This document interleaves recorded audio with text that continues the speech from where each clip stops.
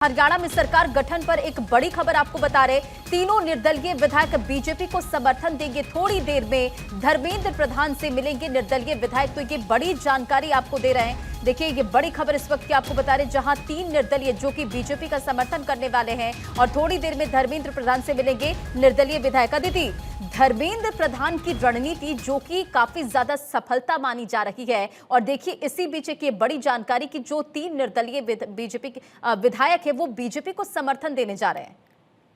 बिल्कुल, देखिए वैसे देखिए सबसे अच्छी बात यह है कि भारतीय जनता पार्टी को आज अपनी सरकार को बचाने या सरकार को बनाए रखने के लिए किसी के भी समर्थन की जरूरत नहीं है, जैसे पिछली बार जेजेपी की जरूरत थी।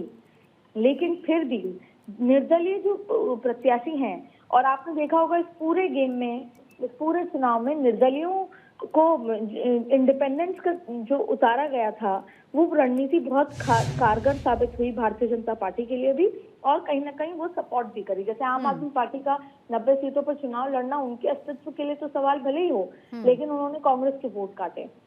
अब ये तीन निर्दलीय जो उतरे थे चुनाव में, वो भारतीय जनता पार्टी का दामन थाम रहे हैं। पहली वजह ये भी है कि लेकिन अदिति, इसमें एक महत्वपूर्ण नाम सावित्री जिंदल, बिल्कुल वो नाराज थी, बीजेपी से निष्कासित थी। तमाम बातें होने के बाद भी ये सूत्र यही बताते हैं कि वो कहीं ना कहीं जब ये तमाम जब गतिविधियां थी तो वो भाजपा के आला नेताओं से संपर्क में भी थी, और अब चुनाव जीतने के बाद वो साथ आ रही हैं। जब कल सावित्री जिंदल जीत कर आई थी तभी ये तय हो गया था कि वो भाजपा को समर्थन दे देंगी।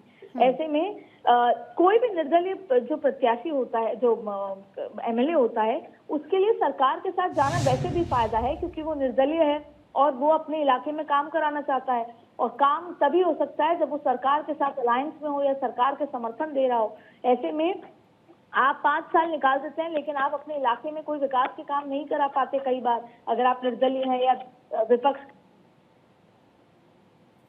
बिल्कुल।